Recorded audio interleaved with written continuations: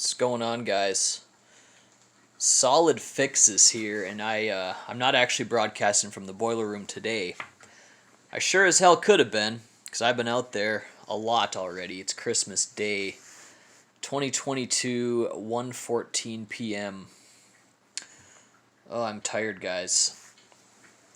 I was up last night. I got a text when I was celebrating Christmas with my family. I got a text saying, "Hey, we don't have heat."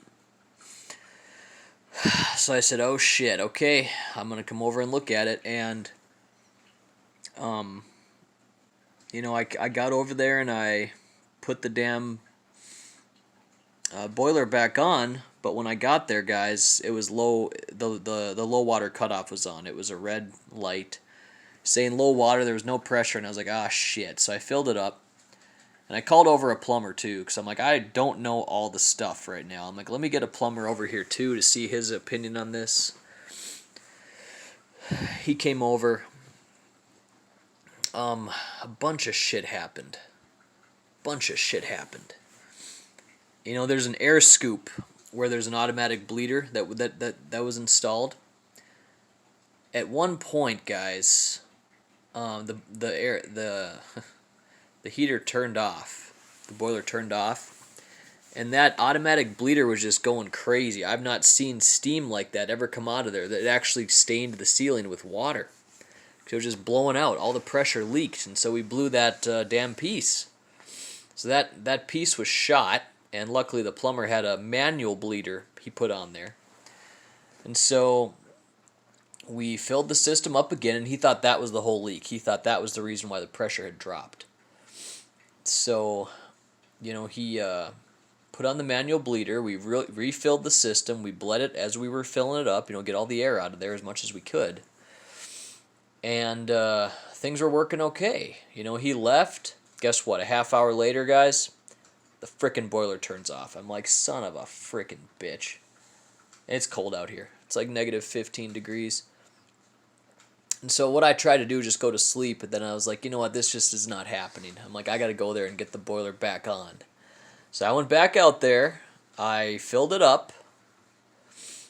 And increase the temperature as well. I put the temperature to 200, which is too high. I shouldn't have done that. But our temperature gauge is off. It's about 10 degrees too cool. So what I mean by that is if you put the temperature gauge at 200, it's going to probably shut off at about 190, which is still below boiling, but it's getting kind of close. It's probably okay at 190, but anyways, guys, so it ran for 2 hours and got it really hot in here. And I'm like, okay, great. But I was not thinking it was going to last because I'm like, I didn't do enough here. So I'm like, I need to know what happens when this frickin' boiler turns off. Because, guys, it lasted a whole day before it turned off last time. 24 hours. So it's like, what's causing this? The plumber says there's a leak. But what I was saying is like, guys, if Mr. Plumber, if there was a leak, wouldn't it be a slow thing? As opposed to just all of a sudden a switch where it's just all of a sudden gone. Well, what happened was I was watching it, and the pressure was going between 25 and 20. And I know, yep, that's maybe a little too high, but hey, 25 and 20 is not terrible. The pressure relief valve wasn't kicking on until 30. So you don't want to have that much pressure. You want to go between 15 and 20. But I was like, you know what, I don't want to keep dropping this below because the low pressure was the frickin' problem. So I'm like, let me go 25, 20. And, I was just really monitoring that, letting water out as I could to keep this within that range, right? So that's what I was doing. Probably 2 hours of heating, guys. I'm in the boiler room, and the boiler kicks off. It cycles off. And while that happened, a bunch of water rushed up through the scoop and into the reserve tank. That's what it felt like to me. That's what it sounded like as well. And it was kind of like violently shaken up by the manual bleeder. And I was like, ah, fuck. And oh, by the way, the pressure went down to zero. And I said, oh, shit. I said, let me turn this bastard off. So I turned it off, and this is probably about 4 a.m. I went to sleep. And of course I wake up and I'm getting texts saying, hey, we do not have any heat. And I'm just like, oh, yeah, I know. I know. I've been working on it all night, guys. And I said, it's Christmas. I'm not sure this is going to be addressed tonight. You might have to sleep with your family or somewhere else here today. This is probably not going to work out. But I'm like, I'll still look. I'll see if I can figure something out, but it probably won't. Well, I told my plumber what happened, and he called up an HVAC guy, one of the best guys in town here.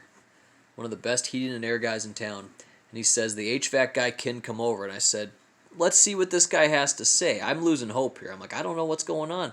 I feel like there's a leak somewhere, possibly. I feel like the reserve tank is messed up. That bleeder's all messed up. It's not holding the pressure. Why does the low water cutoff keep coming on? What's going on? It's a little bit beyond my pay grade, right? I'm like, I don't know what the hell's going on here. Well, the HVAC guy came over. He was examining all of the pipes and stuff. We noticed that units 1 and 2 were calling for heat. In fact, we made all of them call for heat. We turned it so they were on. We noticed that units 1 and 2 of the building, that's on the lower floor, were not warming up on the pipes. The pipes are not warming up on the top part there. So the top part's where the heat goes in, and then the bottom part's kind of like the where it kind of comes out. So anyway, on the top, it was not going in there. The pipes were cold after running the boiler for probably an hour and a half. And so what the HVAC guy said was, there's probably a damn leak underneath the ground. And I'm like, oh, geez, well, that's going to cost a ton of money, right? He says, yeah, you'll be looking at probably breaking open the flooring and having to fix the pipes. It's not easy. And I said, oh, great. So we told the person that was living in the unit to come on home, and we wanted to examine it to see. You can take a little device, and it's just $15, and you can see areas of heat. So if there'd be a leak, we'd be able to see where this leak is, like where the heat is. Well, after looking at it a little bit more and realizing the pipes are actually above ground, that's a good thing. They're like in the walls. Okay, that's good. We realized that, maybe this is just a frickin' air problem. And so we bled out units 1 and 2. And the HVAC guy was pretty much saying, you know what, guys? You know what? I think that's good. I think it's good. I think that was the issue. That's why the pressure was dropping. A big air bubble was in there messing it all up. And I said, okay, well, now it's been about 2 or 3 hours since he left. It's still going. We have the temperature set quite low, though. It's only about 170, so it's taking a long time to get hot in here. And the boiler keeps clicking on and off. I'd like to increase that temperature some, I think that's just kind of low. I'd like to just maybe bump it up at least 10 degrees. But you know what? If it's working, I'm not going to mess with it. I don't want to touch it anymore. We've been having such a disaster of a nightmare here. So anyway, just for your records too, to bleed a zone, what you need to do is you need to take the valve that is calling for heat. You can actually manually turn that on. So move it all the way to the right and hook it in to make it call for air, call for heat. And then what you do is on the bottom section, you turn off the valve. You cut it off, and then you can twist the spigot to release water, and so that's how you bleed the system. So that's how that works. And so we were releasing air from the places where it needed it, and all of a sudden the pipe started heating up. There was air that was blocking it. So I'm still a little bit skeptical if that's going to be the whole fix. But air is so important. That's the key to this video. You got to keep the damn oxygen out of your system because it really screws everything up.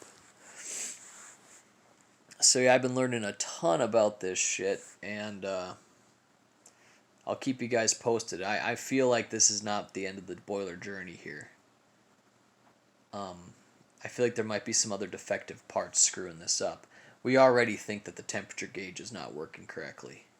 We think it's too cool. It runs cool. So anyway, that's the update. We'll see what happens from here. But, for now, The heat's coming in. It's really not that hot in here though. Like seriously. It's been on for probably 3 hours. I have my heat set at 80 degrees, and it just does not get that warm. So it's not working great. But hey, I mean, it's better than not having any damn heat. Some heat's better than no heat on days like this. It's getting warmer out here though now. It's probably about 7 degrees, something like that. Maybe 10. Maybe it's even 20 out there, which is getting good. But tomorrow's gonna get cooler. Then it's gonna get hotter after that. So we're just getting started with winter, though. I mean, we could have ridiculously cold temperatures from here. I've lived here a while, and I live in the north part of the USA, and you can have cold temperatures in March big time, and we're only in December, so this we need to make this boiler work all winter. And so, can it keep the pressure? We'll have to frickin' see. I'll be monitoring it. We'll see what happens. Thanks for watching, guys. Let me know of any questions in the comments below. And talk to you later.